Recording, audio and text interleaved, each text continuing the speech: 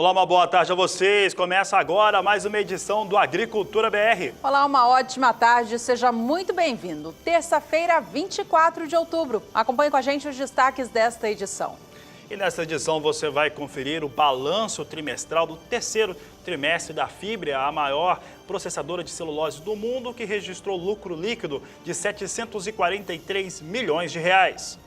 Dólar dispara no Brasil e já passa dos R$ 3,25. Olha, uma notícia internacional de agências, mas que é muito importante, que impacta inclusive no mercado brasileiro. Nós temos falado ultimamente de vinho, produção brasileira, e a produção mundial de vinho no ano de 2017 deve ser a menor desde 1961 por conta de problemas climáticos. E veja ainda hoje com a gente como está a comercialização da soja e do milho do Brasil da temporada 16-17. Mercado físico, mercado futuro, previsão do tempo e muito mais. Começamos agora o Agricultura BR.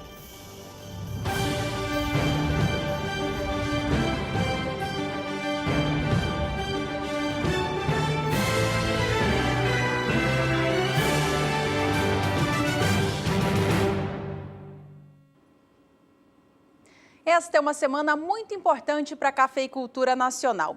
Entre quarta e sexta-feira, Belo Horizonte, a capital mineira, cedia a Semana Internacional do Café 2017. Durante os 3 dias, membros da cadeia produtiva do grão vão participar de seminários, cursos, concursos e também conhecer as novidades do setor cafeeiro. Mais sobre este assunto a gente fala ainda hoje nesta edição.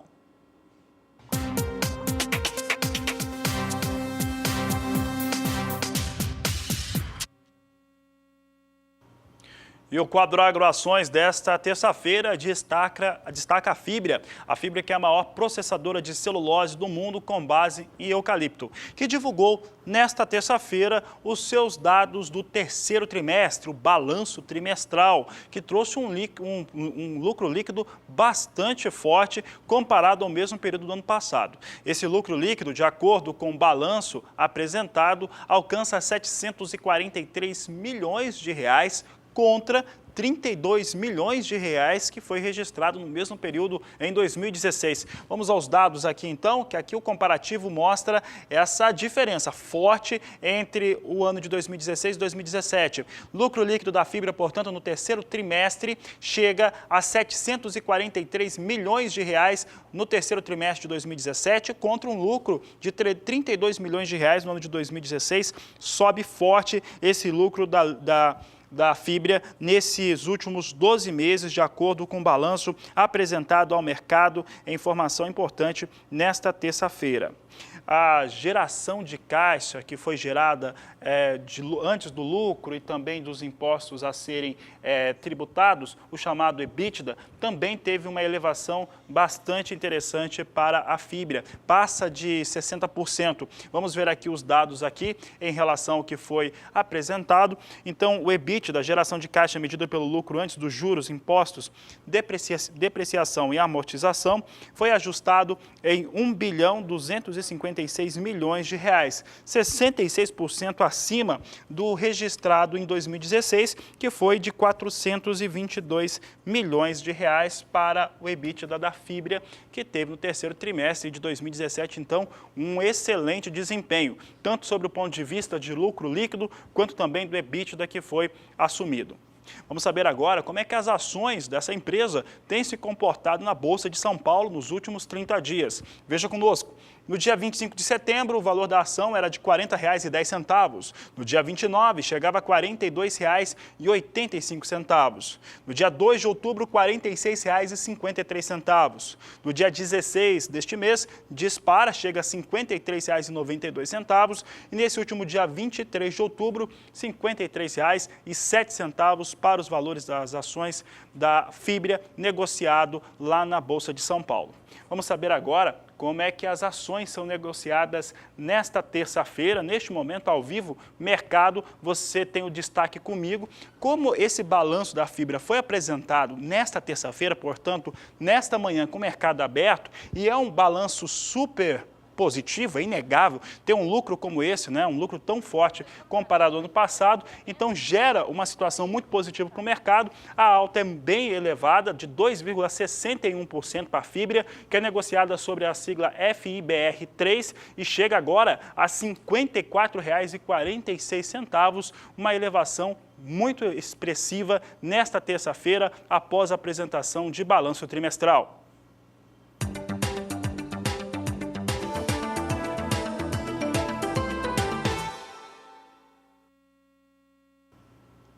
Por aqui, o Agricultura BR agora traz em destaque o relatório de acompanhamento de lavouras apresentado pelo Departamento de Agricultura norte-americano nesta última segunda-feira, após o fechamento do mercado. Os avanços são intensos em relação à colheita da soja norte-americana e, apesar desse atraso aqui de 4 pontos percentuais, quando comparado ao mesmo período do ano passado, se for levar em consideração que a área da temporada 17-18 também é maior, uma área maior do que aquela que foi cultivada na temporada 16-17, esse atraso não é tão forte assim. Chega a 70%, portanto, a colheita nos Estados Unidos entrando já em uma das etapas de finalização já de colheita da soja, não tiveram problemas mesmo em relação a esses resultados. No ano passado, no mesmo período, eram de 74%, a média dos últimos 5 anos de 73%, assim vem a colheita norte-americana de soja.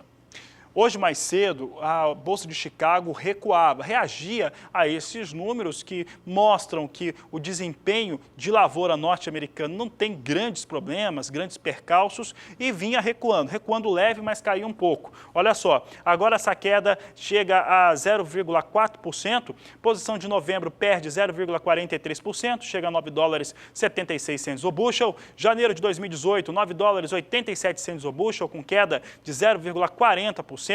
Março, 9,97, com recuo de 0,39%. Maio, $10,06 por bushel, com recuo de 0,37%. Assim estão os negócios com soja na Bolsa de Chicago. O clima tem contribuído para as atividades de campo nos Estados Unidos, com a colheita da soja avançando bem nesta última semana. A Juliana Rezende nos conta agora como que o clima se comporta por lá nas próximas semanas. Os destaques estão no quadro Agroclima. Agroclima. Oferecimento Santa Helena. As melhores sementes de milho para grãos e silagem. Olá, boa tarde a todos. Os produtores de grãos dos Estados Unidos seguem avançando com a colheita. As lavouras de soja ainda estão com a colheita mais adiantada, em torno de 70% de áreas já colhidas. Já os produtores de milho encontram-se com um pouco mais de atraso de colheita e as áreas já colhidas ficam em torno de 28%. Nos próximos dias, a condição ainda deve seguir favorável para o andamento da colheita, porque as pancadas de chuva nos Estados Unidos ficam mais concentradas na faixa mais a leste. Nas principais áreas produtoras de grãos, que é o meio-oeste, pancadas muito irregulares de chuva e também de fraca intensidade. No decorrer do segundo período, entre o dia 30 de outubro até o dia 3 de novembro, as chuvas até conseguem se espalhar pelo meio-oeste americano, mas de forma mais fraca, pancadas muito isoladas e também intercaladas com dias de tempo mais seco. A partir da terceira semana, essas instabilidades da faixa leste vão conseguir se espalhar com um pouco mais de intensidade, mas o acumulado ainda deve seguir baixo, em torno de 15 milímetros nas principais áreas produtoras de grãos do meio-oeste americano, entre o dia 4 até o dia 8 de novembro. Então, ao longo das próximas semanas, com pancadas de chuva de fraca intensidade nas áreas produtoras tanto de soja como também de milho, os produtores ainda podem seguir avançando com a colheita. Daqui a pouco eu volto com mais previsão do tempo. O dólar comercial no Brasil, que vinha operando com certa estabilidade nas últimas semanas, disparou nesta última segunda-feira e fechou a sessão do dia cotado a R$ 3,23 mais 11. Foi o maior valor de fechamento desde o dia 11 de julho, quando na data encerrava a R$ 3,25.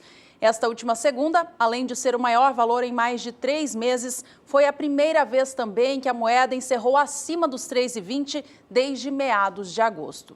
Segundo analistas, a alta é reflexo do cenário político do Brasil. Deputados votam nesta quarta-feira a segunda denúncia contra o presidente Michel Temer. No exterior, também há movimentação acontecendo. Os Estados Unidos projetam fazer uma mudança na diretoria do Banco Central. Isso pode trazer alterações nas taxas de juros do país. Nesta terça-feira, o dólar subia ainda mais. Vamos acompanhar quanto ele vem neste momento. A R$ 3,26 mais um. Uma alta expressiva nesta terça-feira, véspera da votação da segunda denúncia contra o presidente do Brasil. A alta no momento é de 0,89%.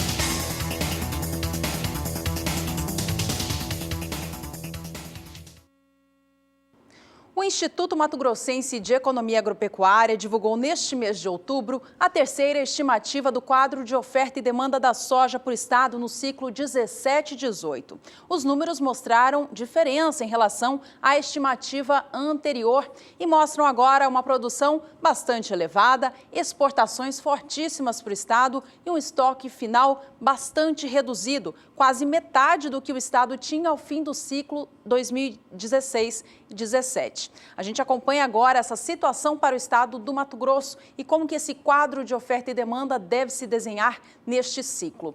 A oferta do estado, de acordo com o IMEA, é projetada em 30.970.000 toneladas. A oferta é a soma dos estoques finais do ciclo passado, mais a importação e mais a produção do estado. Os estoques finais no ciclo 16-17 ficaram agora estimados em 390.000 toneladas. O estado não faz nenhuma importação de soja e a produção é estimada em 30.580.000 toneladas. Estes três fatores, portanto, juntos somam a oferta, a disponibilidade da soja no Mato Grosso, que para esta safra, portanto, está estimada em 30.970.000 toneladas. Por outro lado, a demanda da soja no estado do Mato Grosso é muito forte. Ela fica bem próximo à oferta. Então, há um ajuste muito pequeno entre demanda e oferta para este produto por lá. A gente acompanha agora em detalhes o quadro da demanda da soja no Mato Grosso, para onde toda essa soja produzida vai. A demanda estimada é de 30.780.000 toneladas. O consumo interno do estado é estimado pelo IMEA em 9.010.000 toneladas neste ciclo 17-18. O consumo dos outros estados, ou seja, aquela soja que o Mato Grosso vende para outros estados do Brasil, é projetado em 4.200.000 toneladas. E as exportações seguem fortíssimas, superando 17,5 milhões de toneladas. Com isso, a demanda, quadro final, é estimado em 30.780.000 toneladas. Fica uma sobra muito pequena ali entre oferta e demanda da soja no estado do Mato Grosso.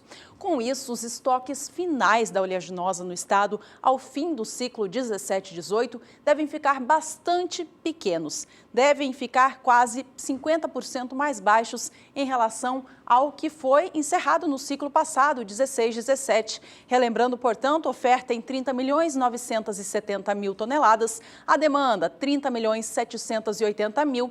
O estado, com isso, deve chegar ao fim da temporada 2017-2018 com apenas 200.000 toneladas de soja em estoques. Já as exportações brasileiras de soja vêm com bom ritmo para todo o país, de acordo com os dados que foram divulgados pela Secretaria de Comércio Exterior na tarde desta última segunda-feira. De acordo com o levantamento, nos primeiros 14 dias úteis do mês de outubro, foram exportados pouco mais de 1.550.000 toneladas da oleaginosa, que é um número evidentemente mais baixo do que aquilo que vinha sendo registrado nos últimos meses do ano de 2017, mas é histórico quando comparado com outubro de outros anos. Vamos ver então esses dados aqui. Nós temos então maio de 2017, quando a exportação atingiu 10.950.000 toneladas, junho 9.190.000, julho 6.950.000 toneladas, agosto com 5.950.000, setembro 4.270.000 e outubro 1.550.000 toneladas. Vou pedir para deixar o gráfico na tela um pouco. Na cor vermelha o mês atual, 14 dias úteis, esse número aqui ele já é 63% superior a outubro de 2016. E aqui há uma situação natural, quanto mais próximo do final do ano estiver, menor é a quantidade de soja disponível no Brasil. É por isso que as exportações também tendem a ter um volume menor, ao passo que o mercado internacional vai buscar soja nos Estados Unidos. Vamos saber agora como é que está o faturamento das tradings que trabalham com exportação da oleaginosa. Em maio, foram faturados 4 bilhões e 60 milhões de dólares, junho, 3 bilhões 350 milhões de dólares, julho, 2 bilhões 530 milhões, agosto, 2 bilhões 230 milhões de dólares, setembro, 1 bilhão 610 milhões e outubro, por enquanto, com 583 milhões de dólares, de acordo com os dados apresentados pela Secretaria de Comércio Exterior.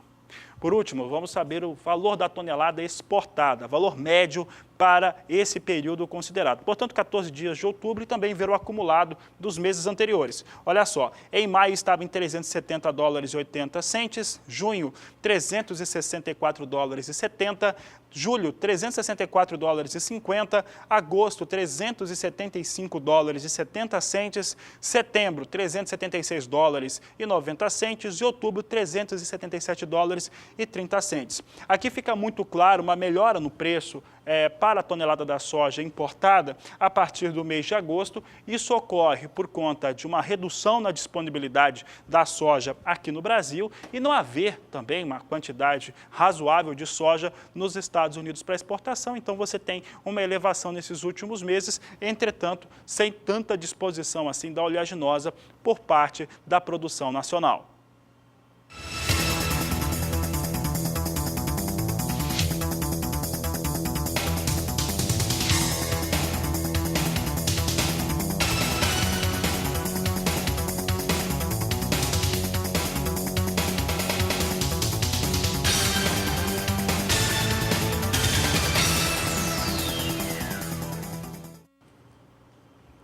E ainda nesta edição a gente fala como está a comercialização do milho de segunda safra do ciclo passado no Brasil. E ainda hoje você vai ver os dados de exportação para milho aqui no Agricultura BR. Nós voltamos já.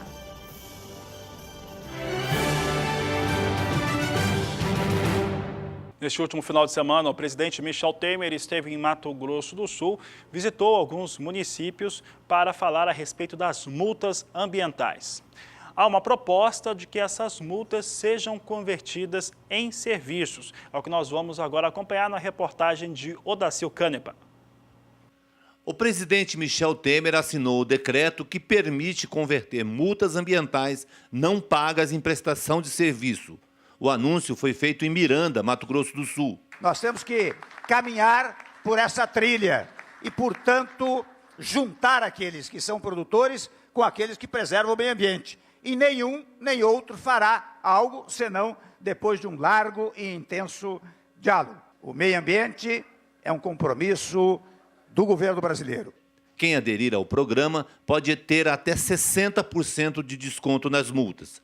Segundo o Ministério do Meio Ambiente, atualmente são passíveis de conversão mais de 4 bilhões em multas. É por isso que essa conversão é isso. Você pega essas empresas, essas propriedades, órgãos que foram multados e diz para eles, olha, se você aderir a esse edital, você vai pagar um percentual da multa, não a multa toda. É um incentivo para que essas empresas, essas pessoas, elas possam entrar na legalidade, elas possam tirar seu nome. Agora, nós temos uma lei rigorosa sobre isso. Então, as pessoas podem recorrer administrativamente, primeiro no órgão estadual, né, quer dizer, na supervisão estadual, no caso do IBAMA, no IBAMA estadual, depois vem para o IBAMA federal, depois ainda pode ir para o Ministério e, acabando isso tudo, aí vai para a Justiça. Odacil Canepa para o SBA. E por aqui você acompanha o quadro Agricultura BR Responde.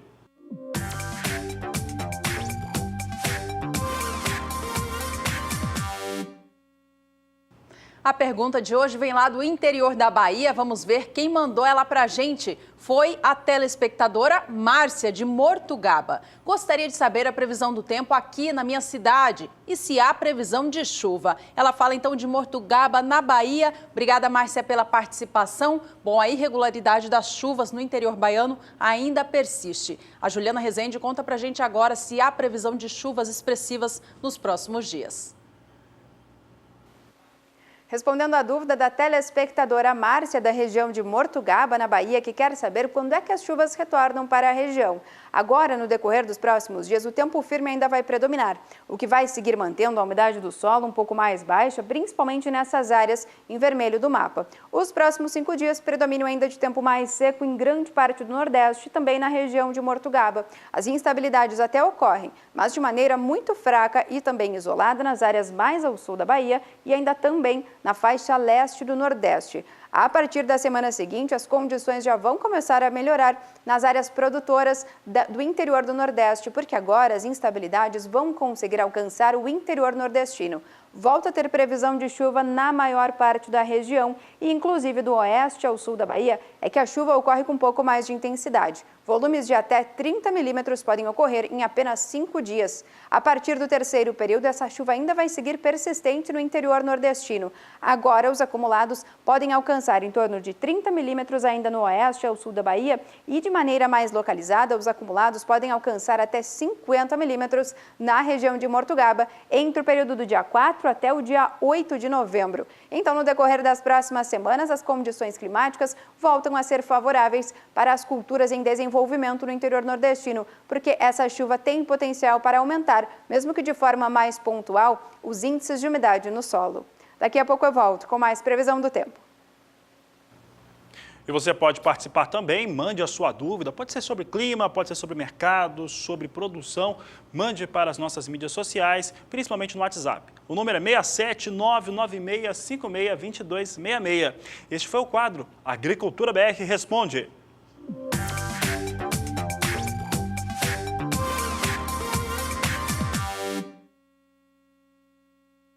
O assunto por aqui agora é milho e a gente fala como está a comercialização da safra 2016-17 do cereal.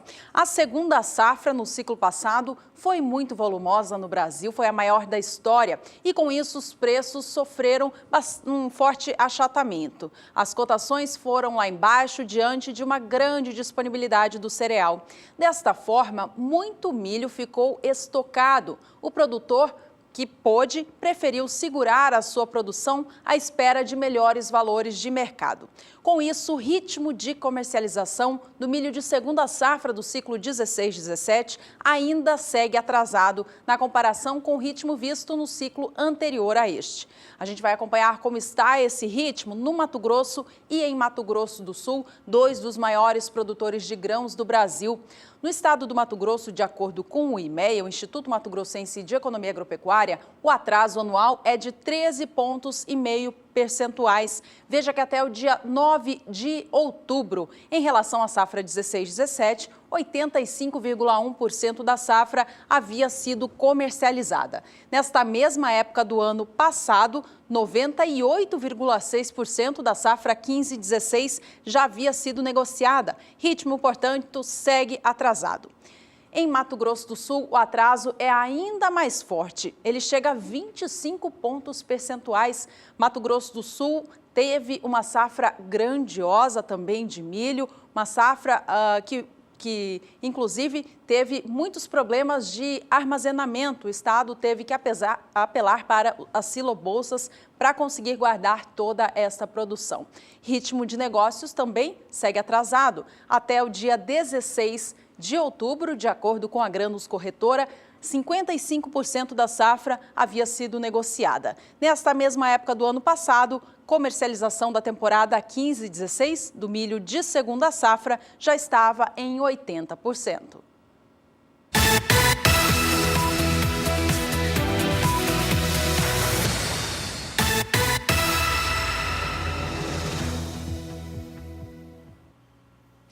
E por aqui vamos saber um pouco dos valores praticados nos últimos 30 dias nos estados do sul do Brasil para a saca de milho. É o que nós trazemos agora, mostrando uma alta de 5% em Santa Catarina. No dia 25 de setembro, o valor por saca era de R$ 28,00. No dia 1º de outubro, chegava a R$ 28,50 a saca. No dia 5 deste mês, subia mais um pouco, chegava a R$ 29,00 por saca de 60 quilos. No dia 10 de outubro, atingiu R$ 29,50 e vem mantendo esse valor até esse dia 24, 30 dias com alta de 5%. Seguindo com os destaques em torno do que acontece com o milho, sul do Brasil é o que nós estamos mostrando. Trazemos aqui mais um estado no Agricultura BR, agora o Rio Grande do Sul, alta muito parecida, 5,3%. Valor no dia 25 de setembro de R$ 28,00 a saca. No dia 2 de outubro mantinha o piso. No dia 9 de outubro chegava a R$ 29,00. No dia 13 desse mês, R$ 29,50 e mantém esse valor. É o mesmo de Santa Catarina, inclusive, a R$ 29,50 a saca. Então, Santa Catarina, nos últimos 30 dias, teve uma elevação de 5%, enquanto o estado do Rio Grande do Sul, 5,3%. Vamos saber agora os dois, com R$ 29,50 de valor médio no estado. Agora, o estado do Paraná, que tem uma elevação muito maior, 11% nesse mesmo período considerado. Sai no dia 25 de setembro de R$ 24,00 a saca, para no dia 3 atingir R$ 25,00 por saca de 60 quilos. No dia 11 deste mês, R$ 25,50. No dia 16 sobe de novo, já vem para R$ 26,50 a saca, retorna para R$ 25,50 por saca de 60 quilos nesse dia 24. Ainda assim, alta expressiva de 11% no período considerado.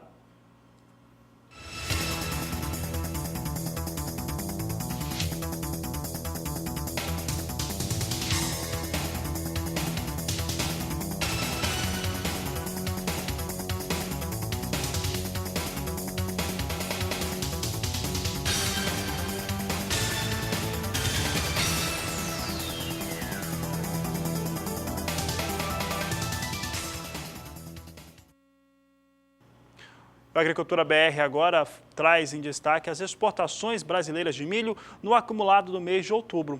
Os dados foram divulgados pela Secretaria de Comércio Exterior nesta última segunda-feira e mostram que o ritmo realmente de embarques de milho segue muito forte no Brasil. Acompanhe conosco aqui os dados. Nós temos aqui exportação de milho, que em setembro do ano passado foi de 2.910.000 toneladas. Na cor vermelha, para você poder comparar, outubro do ano passado, com 1.100.000 toneladas. Em julho deste ano, 2.320.000 toneladas, já vinha forte. Em agosto, sobe mais ainda, vem para 5.250.000 toneladas. Setembro chega ao recorde, é o segundo maior volume de embarques de todos os tempos para milho no país. Chega a 5.910.000 toneladas. Outubro, por enquanto, com 3.730.000 toneladas, ressaltando que ainda restam 7 dias úteis para os embarques de milho no Brasil durante esse mês de outubro.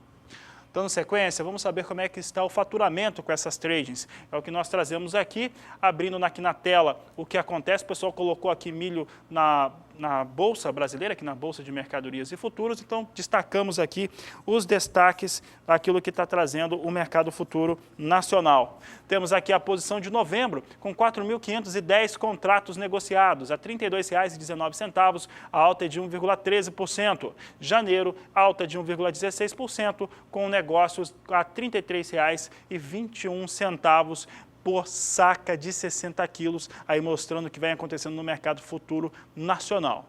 Interrompemos, mas agora sim, mostramos como é que está o faturamento com as tradings durante esse acumulado do mês de outubro. Você observa que setembro do ano passado, o valor chegou de faturamento a ser de 491.300.000 dólares, na cor vermelha, outubro do ano passado, 190.500.000 dólares. Julho deste ano, 357 milhões de dólares, agosto, 817.500.000, setembro 915 milhões de dólares e 600 mil e outubro, por enquanto, 576 milhões e 300 mil dólares. Aqui dá para ficar muito claro que outubro vem com um ritmo muito mais forte, assim como comparado agosto, setembro, tem um ritmo muito mais forte do que aquilo que acontecia em 2016. Por último, o valor da tonelada do milho é o que nós trazemos agora, tonelada do milho, valor médio do que está sendo embarcado. Nós temos aqui os dados e aqui eu vou chamar bastante atenção para as colunas na cor vermelha. Na cor vermelha, primeira, você tem outubro de 2016, valor de $172,90. Outubro de 2017, com $154,50. Vem muito próximo àquilo que vinha acontecendo durante esse ano, os valores médios para outubro de 2017, mas vem realmente com um recuo muito forte quando comparado com o mesmo período do último ano.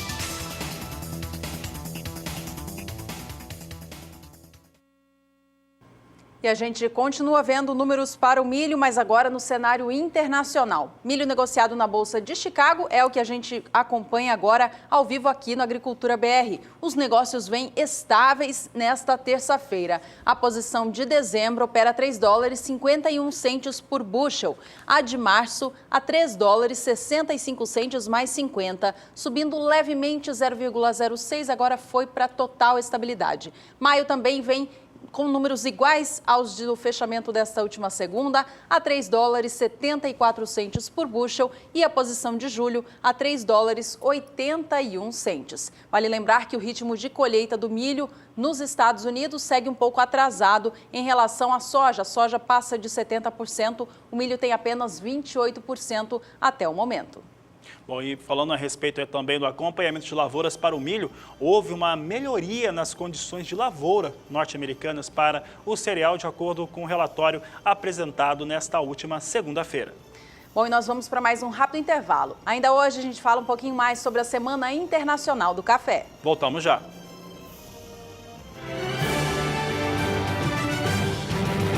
Os recenseadores do Instituto Brasileiro de Geografia e Estatística, o IBGE, estão nos campos para fazer o Censo Agropecuário 2017. Há características importantes nesse censo, tanto que esses profissionais que estão indo nas propriedades, conversar com produtores e trabalhadores rurais, normalmente são pessoas da região. Você vai conhecer agora um pouco desse trabalho na reportagem de Kylie Rodrigues. Olá, bom dia. Tudo bem? Prazer, meu nome é Janaína. Sou recenseadora do IBGE. Estamos realizando o Censo Agropecuário 2017. Estamos passando aqui nesse setor do Planalto Verde, né?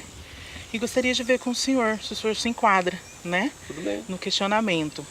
Assim como a Janaína, atualmente no Mato Grosso do Sul tem cerca de 200 recenseadores que vão de propriedade em propriedade. A recenseadora faz 40 perguntas para o produtor. Com informações prévias no dispositivo móvel do último censo, a intenção é saber se o estabelecimento é agropecuário.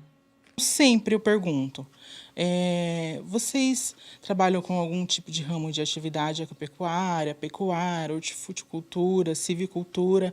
Tudo isso eu acabo perguntando para eles. Só que quando você chega no local, você já consegue fazer uma visualização, né? Se ele realmente se enquadra num estabelecimento agropecuário. Então eu já pergunto, senhor, você trabalha com algum tipo de atividade? Você cria algum animal? Né? Normalmente eles respondem e eu já consigo estar identificando que se trata de um estabelecimento agropecuário. A insistência é porque o que antes era uma propriedade rural, hoje pode ser apenas uma área de lazer. Tudo tem que ser registrado de maneira correta no aparelho. Entre as dificuldades para a realização da pesquisa, a recenseadora pontua alguns desafios.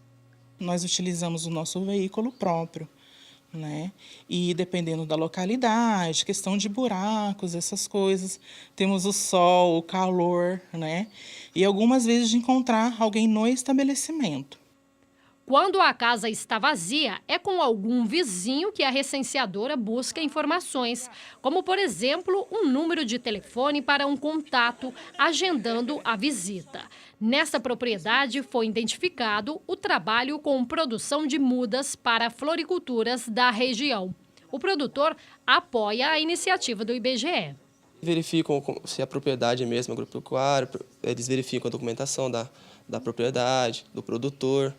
E é sempre a mesma pergunta, né? Eles variam assim, só algumas coisas estão sendo atualizadas, mas do cotidiano mesmo é as mesmas perguntas. Nossa fonte de renda é essa, né? É o viveiro, é a produção de mudas.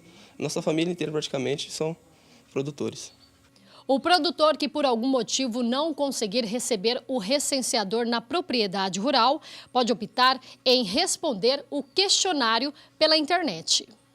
Alguns estabelecimentos agropecuários eles foram pré-selecionados porque são estabelecimentos que têm uma produção maior e o IBGE faz o controle, vai verificando se está faltando alguma informação ou não e vai comunicando se faltou alguma informação, ele vai solicitar isso até que o questionário seja completamente preenchido. O orçamento total do censo será de 770 milhões em 2017 e 2018. No Mato Grosso do Sul, com todos os 79 municípios visitados, serão gastos aproximadamente 7 milhões. De acordo com o superintendente estadual do IBGE, o relatório vai demonstrar a importância da atividade agropecuária no país, incentivando políticas públicas para o setor. Vai permitir os investimentos necessários em algumas áreas que terão que o governo atuar, né? E também os empresários que querem abrir negócio verem que área podem mais atuar dependendo da demanda, né? Então, eu acho que os dados vai ser super importante, acredito nisso, para o Brasil mesmo, porque poderá dizer em que regiões vamos investir o quê e em que outra região vamos investir no quê, né? Dividir melhor esse investimento, né? E graças ao apoio de vocês da imprensa e do canal do Boi, principalmente, que tem contato com esse grupo de agropecuários, está facilitando a entrada nossa dentro das porteiras, né? Quer dizer, assim, as porteiras geralmente são cadeadas, né? E hoje ela está ficando aberta até para a gente poder entrar, conversar com o produtor, ou até o produtor fala assim, manda o recenseador aqui para a minha casa, para eu responder aqui na minha casa. As coletas seguem até fevereiro do ano que vem. Os resultados serão apresentados em maio de 2018. Kaile Rodrigues para o SBA. Acontece nesta quarta, quinta e sexta-feira, em Belo Horizonte, Minas Gerais, a Semana Internacional do Café 2017. Durante os 3 dias, várias pessoas envolvidas com a cadeia produtiva do café vão participar de seminários, cursos, concursos e sessões de prova da bebida, além de, é claro, conhecer todas as novidades voltadas ao setor. Esta é a 5ª edição já do evento, que tem como objetivo o desenvolvimento do setor cafeeiro aqui no Brasil. Além disso, ele também busca mostrar, divulgar a qualidade do café produzido no país para os consumidores do Brasil e também aqueles países compradores. De acordo com as informações da coordenação do evento, na edição de 2016, mais de 14 mil pessoas passaram pela feira. Mais de 2.000 xícaras de café foram provadas e negócios em mais de 25 milhões de reais foram iniciados. A feira, esse grande evento, a Semana Internacional do Café 2017, vai acontecer no Centro de Feiras do Estado, Expo Minas. Para mais informações, é só acessar o site semanainternacionaldocafé.com.br. Bom, a gente segue falando de café, vamos agora às informações de mercado. Esta última segunda-feira foi marcada por uma queda no valor da saca de 60 quilos do café arábica. Os valores da variedade seguem oscilando muito com tendência negativa nas últimas semanas, em virtude de queda forte na Bolsa Internacional. Vamos acompanhar o mercado nacional em destaque, então. De acordo com o CPEA, esta última segunda, dia 23 de outubro, registrou queda, levando o valor da saca para R$ 443,85. O mercado vinha trazendo alguma reação nos dias anteriores a este, registrando alguma recuperação depois de tanta queda expressiva. No acumulado deste mês de outubro, agora os valores já seguem 1% mais baixos em relação ao fechamento de setembro. Acompanhe conosco agora como é que vem os negócios com café arábica na Bolsa de Nova York. É o que você acompanha comigo aqui. Temos hoje mais um dia de recuo. Você observa que as posições de mais curto prazo, nenhuma tem piso de $1,30. A exceção é julho, que está em 1,32. Posição de dezembro perde agora 0,68%, vem a $1,23 por libra peso. Março, $1,27 a libra peso, com queda de 0,66. Maio, $1,29 a libra peso, com recuo de 0,65%. Julho está $1,32 por libra peso. Mercado lá em Nova York vai colocando uma espécie de correção por conta da disparada do dólar aqui no Brasil.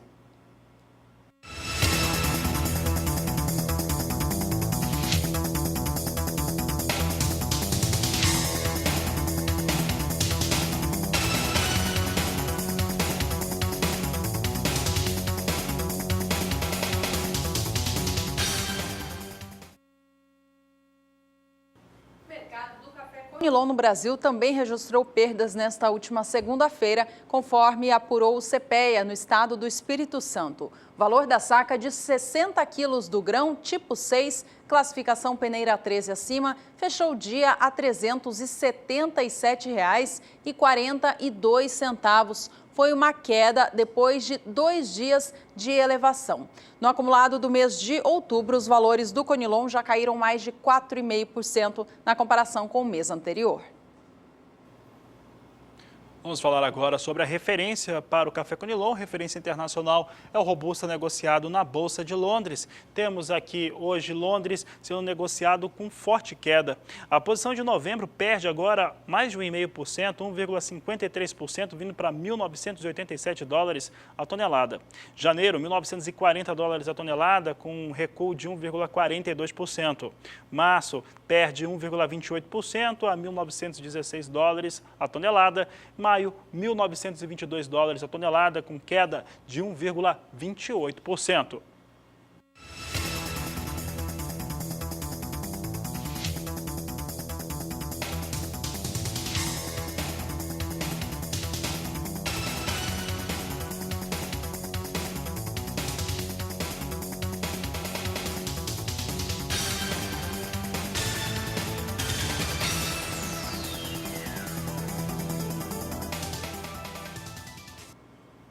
No próximo bloco, a gente fala sobre as chuvas no Rio Grande do Sul, que seguem atrasando o plantio do arroz. Participe do programa conosco, mande a sua mensagem para o nosso número no WhatsApp, 67 99656 2266. Não saia daí, voltamos já.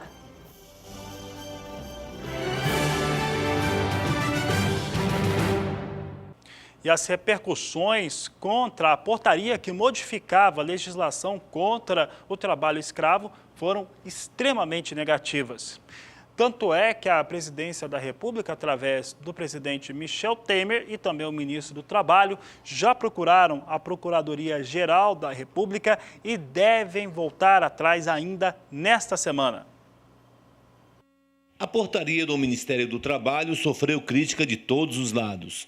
Além do Ministério Público, organizações internacionais do trabalho e os auditores fiscais atacaram a nova legislação. A portaria 1129 do ministro Ronaldo Nogueira, ela é inconstitucional, ela é ilegal, ela fere convenções internacionais da OIT relacionadas ao tema do trabalho escravo, a Convenção 29, a Convenção 105, a Convenção 81, porque ela reduz o conceito do trabalho escravo previsto no artigo 149 do Código Penal, além de interferir na organização da inspeção do trabalho, dizendo como os auditores fiscais do trabalho devem lavrar os autos de infração próprios de uma fiscalização como a do trabalho escravo. Uma paralisação geral de todos os auditores fiscais do trabalho na próxima quarta-feira, quando também realizaremos um grande ato público, uma grande mobilização pública, não sozinhos, mas ao lado de todos aqueles que lutam pela erradicação do trabalho escravo. Para a bancada ruralista, a portaria do Ministério do Trabalho não tem nada de errado. Pelo menos é o que explica o presidente da Frente Parlamentar da Agropecuária, deputado Nilson Leitão. Divulgar uma lista daqueles que são autuados pelos fiscais de forma sumária não é bom, todos têm direito à defesa, à ampla defesa, e quando não se dá essa ampla defesa, você não pode simplesmente rasgar a história de um empresário devido a uma autuação de um fiscal, precisa ter uma segunda oportunidade ou pelo menos precisa ter uma defesa. Então nós, claro que defendemos que isso seja discutido dentro do âmbito do Congresso Nacional, mas portarias como essa, de forma temporária, pode sim trazer mais segurança jurídica, confiança de que quer investir, isso protege até aquele trabalhador. Então eu não acho que tem troca aí de favor nenhum, ao contrário disso, é um debate antigo que tem que sair do campo ideológico e vir para o campo prático do que é bom para o Brasil, e o Brasil significa empregado e empregador. E a polêmica já foi parar na Procuradoria-Geral da República, que deu um prazo de 10 dias para que a portaria do governo seja analisada. Odacil Canepa para o SBA. O assunto por aqui agora é o mercado de arroz, que segue pressionado no Brasil. A safra 2016-17 do cereal foi positiva, colocou mais disponibilidade no mercado e, com isso, os valores seguem bastante pressionados. Hoje em dia, mesmo em período de entre-safra, os valores ainda estão baixos. A cotação da saca de 50 quilos do arroz em casca no estado gaúcho segue dentro da casa dos R$ 36,00. Em meados do ano, operava na casa dos R$ 40,00 a saca. Esta última segunda-feira foi marcada por mais um dia de negatividade no mercado. O valor sai de R$ 36,41 na última sexta-feira, dia 20 de outubro, e fecha o primeiro dia útil desta semana a R$ 36,29 a saca. Queda no acumulado do mês é de 0,36%. E não é só a situação de mercado que está prejudicando o produtor de arroz no Rio Grande do Sul. O clima tem sido muito desfavorável ao plantio desta nova safra 17-18. Muita chuva atrasa as atividades no campo e aquelas lavouras que já foram semeadas amargam alguns prejuízos. A Juliana Rezende, da Somar Meteorologia, conta pra gente agora até quando essa chuva vai continuar por lá. O plantio do arroz no Rio Grande do Sul ainda segue atrasado por conta das instabilidades que não dão trégua no sul do país. Essas chuvas frequentes na região sul mantêm a umidade do solo bastante elevada, tanto no Rio Grande do Sul, como também em Santa Catarina e no Paraná. Nos próximos 5 dias, áreas de instabilidade que se formam no norte da Argentina e também entre o Paraguai ainda provocam chuva na região sul. Dessa vez, o volume de chuva vai ser bastante elevado, é do oeste ao norte do Paraná, com volumes de até 130 milímetros em apenas 5 dias. Nas demais áreas da região sul ainda segue chovendo, mas de forma mais fraca. No Rio Grande do Sul, as pancadas mais fortes ficam concentradas no norte e tendem a alcançar até 50 milímetros de acumulados de chuva. No decorrer do segundo período, essa chuva ainda vai seguir persistente na região sul e inclusive com forte intensidade. Mas essa chuva mais forte ainda segue concentrada no estado do Paraná, volumes de até 70 milímetros. No extremo norte gaúcho, previsão ainda de pancadas mais fortes, com risco até para temporais, acumulados em torno de 50 milímetros nessas áreas. E a metade norte do Rio Grande do Sul ainda recebe uma chuva um pouco mais significativa. Durante o terceiro período, essas instabilidades da região sul é que começam a perder um pouco mais de intensidade. Agora, a chuva fica mais fraca nos 3 estados. Os acumulados no Paraná, na faixa oeste, principalmente, tendem a alcançar até 30 milímetros. Nas demais áreas, pancadas de chuva ainda de fraca intensidade, pelo menos até o dia 8 do mês de novembro. Então, no decorrer das próximas semanas, as instabilidades na região sul, especialmente no Rio Grande do Sul, agora começam a perder um pouco mais de intensidade. Inclusive, na metade sul, previsão de chuva mais fraca do que nas áreas mais ao norte do Rio Grande do Sul. Então, com essas instabilidades ainda ocorrendo de forma um pouco mais intensa no Rio Grande do Sul, mesmo que de forma mais isolada, ainda podem seguir atrapalhando o plantio do arroz. Daqui a pouco eu volto com mais previsão do tempo.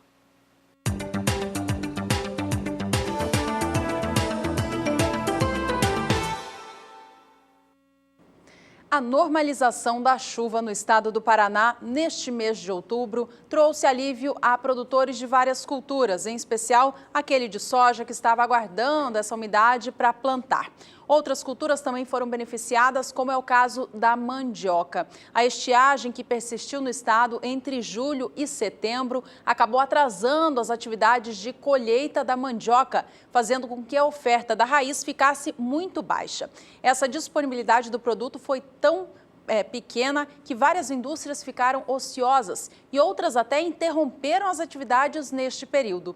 Nos últimos 15 dias, no entanto, com o período úmido prevalecendo no estado paranaense, a colheita da mandioca foi, enfim, beneficiada. Apesar disso, de acordo com a Secretaria de Agricultura do estado, é pequena a disponibilidade de lavouras que estão com a oferta da raiz ainda para ser colhida. Diante desta situação, pouca oferta da mandioca disponível no mercado, os valores da raiz e também dos seus derivados seguem bastante elevados no Brasil. A gente acompanha como estão os preços no estado do Paraná agora, de acordo com a Secretaria de Agricultura. Veja que na comparação com outubro do ano passado, o valor da mandioca este ano está 14% mais elevado. Em outubro de 2016, o valor da tonelada da raiz era de R$ 543. Para outubro de 2017, na média, no acumulado do mês, R$ 620 a tonelada é o valor pago hoje em dia. A fécula de mandioca também sofreu elevação expressiva de 16% em um ano. Em outubro do ano passado, cada saca de 25 quilos de fécula era negociada no mercado paranaense a R$ 68. Já em outubro deste ano, o preço está em R$ 79 a saca. A farinha de mandioca também registrou elevação. Sai de valor de R$ 113 pela saca de 50 quilos no ano passado para R$ 127 a saca neste mês de outubro. Alta, portanto, de 12% em um ano. De acordo com o CPEA, esse cenário de preços elevados deve continuar até o fim do ano, uma vez que a indústria da raiz precisa repor os seus estoques. E agora uma notícia importante de agências internacionais em torno de uma produção de um produto que ganha cada vez mais adeptos em todo o mundo e aqui no Brasil também. É que a produção global de vinhos deve ser a menor desde 1961. O fato, que chamou bastante atenção, acontece por problemas climáticos, principalmente calor durante o verão na Europa, nos 3 países que têm a maior concentração de produção: a França, a Espanha e a Itália. A diferença, ela é bastante forte e faz com que a produção tenha um recuo bastante expressivo. Veja só que, de acordo com a Organização Internacional do Vinho, em 2016, a produção foi de 266 milhões e 500 mil hectolitros, enquanto que 2017, 246 milhões e 700 mil hectolitros, que deve ser a produção neste ano. Então aqui cai mais de 20 milhões, cerca de 20 milhões desse hectolitros. E eu sei que quem está em casa está se questionando o que é um hectolitro, mas isso é fácil da gente definir aqui. Um hectolitro, que é a definição para vinhos no mundo todo, ele equivale a 100 litros normais ou ainda 133 garrafas de vinho no padrão de 750 ml. Então, quando ouvir hectolitro, significa 100 litros ali ou barril de vinhos. Então, produção de vinho global cai bastante em 2017, chega ao menor nível desde 1961, de acordo com a Organização Mundial do Vinho. Bom, e a gente segue trazendo os destaques aqui do Agricultura BR, porque daqui a pouco nós vamos trazer para você as últimas informações dessa edição do Agricultura BR, principalmente a respeito do mercado da soja. E falando em soja, a gente traz os destaques para os produtores do grão na região do Matopiba.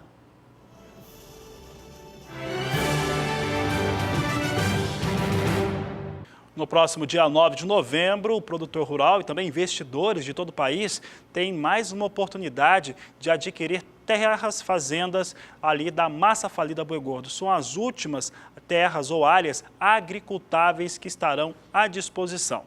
Para falar a respeito deste assunto, o jornalista Walter Pulga Júnior conversou com o promotor responsável por esse leilão judicial, que fala um pouco a respeito das terras e também de como participar deste evento.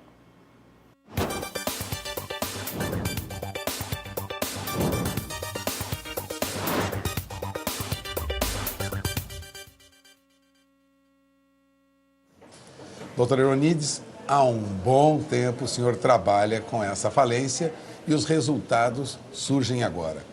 Valeu a pena tanta luta para vender parte dessas terras da Boi Gordo?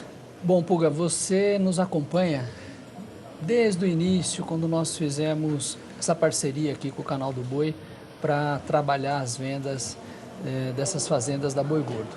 E foi um trabalho inédito, foi um trabalho único e que nós apostávamos que ia ter um resultado positivo. O resultado positivo veio com o tempo, com muito trabalho.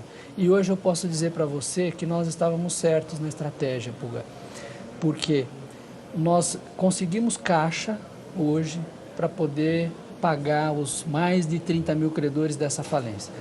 Você imagina 30 mil pessoas lesadas por um golpe na praça e que hoje vão poder receber, quer dizer, nos próximos dias, vão poder receber um pouquinho daquele investimento inicial que fizeram. Agora, esta ação não beneficiou só os 30 mil credores. Esta ação de venda, de trabalho, de regularização das propriedades, está gerando hoje riqueza. Riqueza lá na região de Comodoro, no estado do Mato Grosso. Está gerando emprego, está gerando impostos, está dando um novo fôlego para aquela região, numa área que estava sendo mal explorada. Ela tinha uma exploração, mas era uma exploração ainda incipiente, nada tímida, tão relevante como ocorre hoje. Por quê? Porque nós temos mais de 13 adquirentes na área, 13 pessoas diferentes, investidores diferentes, gente da região, gente que não é da região, gente que está explorando, está plantando, está criando gado, ou seja, está trazendo riqueza. Então, se nós olharmos com uma perspectiva um pouco maior, Puga, o que nós temos hoje? Nós temos 30 mil credores sendo pagos, é verdade, mas temos um sem número de beneficiados na região. Isso também, Puga, impacta na economia do país, né? Você está aqui todo dia falando da riqueza do agronegócio, não é isso? O que nós estamos fazendo com essas vendas? Levando riqueza, dando condições para que essa riqueza prospere. Bom, continuamos com esse trabalho. Ainda há áreas remanescentes da imensa fazenda, né, que pertencia, lá no Mato Grosso, na região de Comodoro, à massa falida da antiga, né, Fazendas Reunidas Boi Gordo. Né? Agora, daqui para frente, temos mais áreas para vender. Temos um leilão agora. Vamos continuar com o mesmo ritmo? O ritmo é o mesmo. Nós não vamos mudar um dia nesse ritmo, Puga, porque justamente em razão do sucesso, né? Então, dia 9 de novembro é o novo leilão das áreas remanescentes e temos muita fé porque as ligações já começaram, os interessados já estão se movimentando e temos certeza que a gente vai ter sucesso nesse leilão. A perspectiva desta vez, o senhor acredita que vamos conseguir vender todas as áreas remanescentes ou há ainda alguma dificuldade? O que o senhor diria em relação a essa imensa fazenda? É uma área muito grande, né? Ainda falta alguma área para vender? Puga, na verdade, quando a gente fala numa fazenda, na fazenda da Boi Gordo, lá em Comodoro, nós temos realidades muito distintas nas áreas. Nós temos área para plantio de soja, e aí também a safrinha de milho, temos áreas de pecuária, e temos áreas de preservação permanente, áreas da floresta amazônica. Então, os interesses na região variam.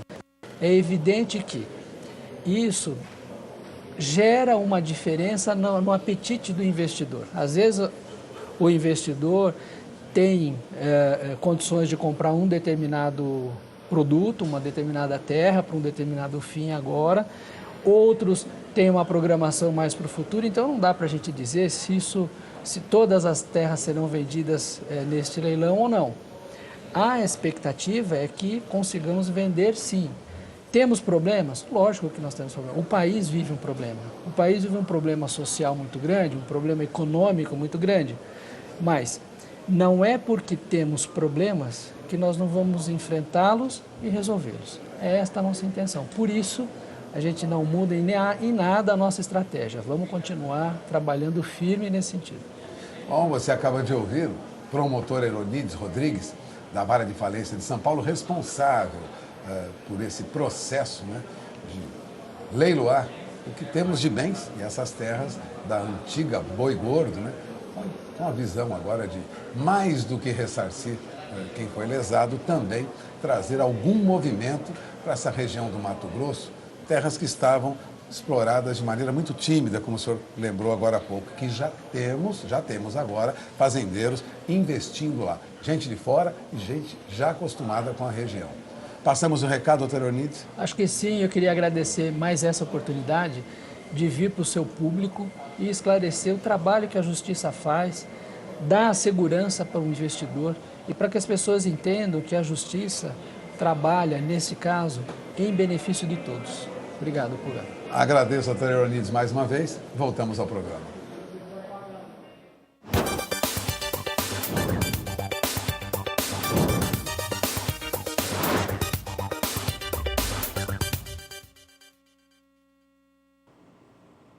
A região da fronteira agrícola do Matopiba ainda enfrenta um período bastante seco.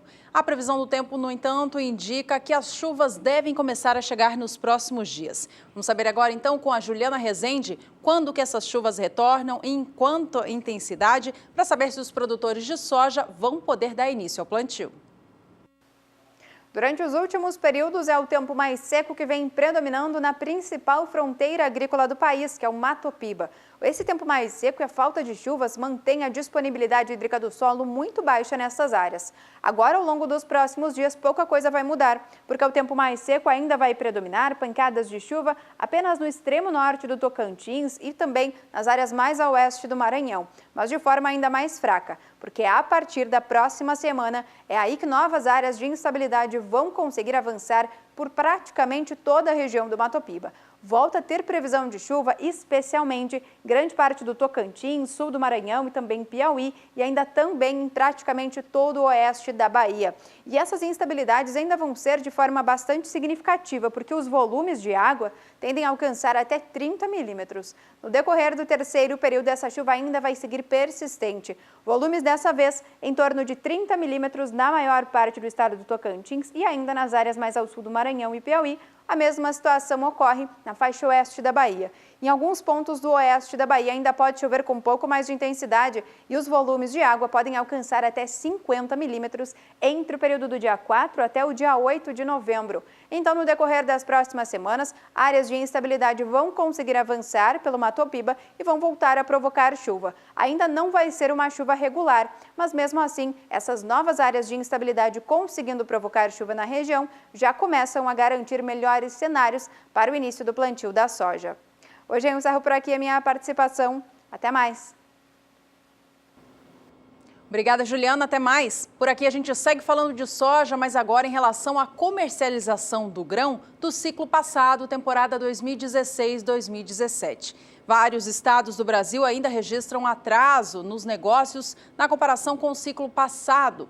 No Mato Grosso do Sul, essa situação também acontece. De acordo com a Grãos Corretora, o atraso na comercialização do grão já chega a 20 pontos percentuais. A gente acompanha essa informação no gráfico, assim fica bem fácil de identificar. Veja que até o dia 16 de outubro deste ano, a comercialização da soja do ciclo 16-17 no estado chegava a 73,2%. Nesta mesma data, 16 de outubro, só que em 2016, 93,1% da safra 15-16 já havia sido negociada. Portanto, há uma diferença bastante grande aí de 20 pontos percentuais. De acordo com a AproSoja de Mato Grosso do Sul, é o preço mais baixo da saca negociado hoje em dia no estado que traz essa diferença toda. Os valores em outubro deste ano estão 14% mais baixos na comparação com a média de outubro de 2016. Veja só, enquanto na primeira quinzena de outubro deste ano, cada saca vale no estado R$ 61,25, em outubro do ano passado, o preço médio era de R$ 71,40 a saca. A Grãos Corretora também aponta como está a comercialização da safra de soja do ciclo novo, temporada 17-18. De acordo com a consultoria, o ciclo já tem mais de 15% da safra comercializada.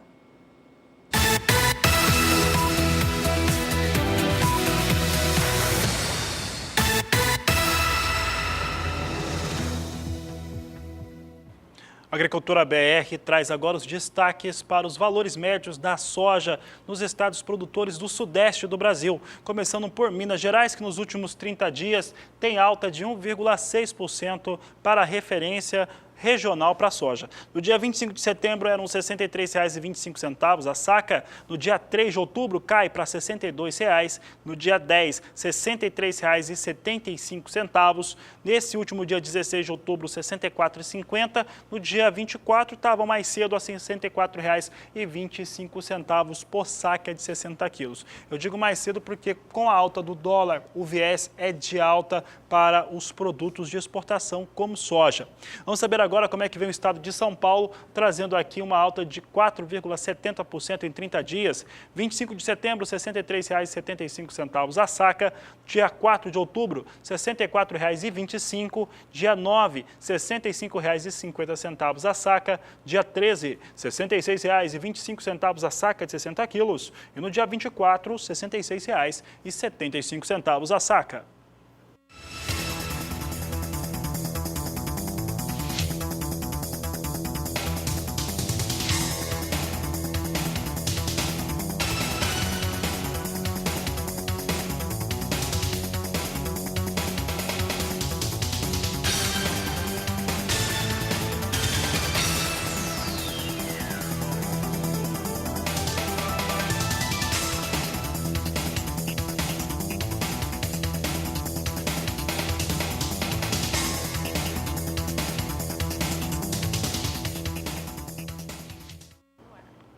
Últimos momentos dessa edição do Agricultura BR, vamos saber como é que vem soja em Chicago. Temos aqui a operação na Bolsa Norte-Americana, agora recuando em torno de 0,5%. Posição de novembro agora perde 0,5%, $9,75 o bushel. Janeiro, $9,86 o bushel, queda também de 0,5%. Março perde o piso de $10, vem para $9,96 o bushel. E a posição de maio, $10,05 o bushel, vem com queda de 0,47%. Perdendo aqui então os negócios com soja na Bolsa de Chicago. Aqui no Brasil, esta terça-feira é marcada por uma alta forte na cotação do dólar comercial. Dólar sobe diante da votação da segunda denúncia contra o presidente Michel Temer, que acontece nessa próxima quarta-feira.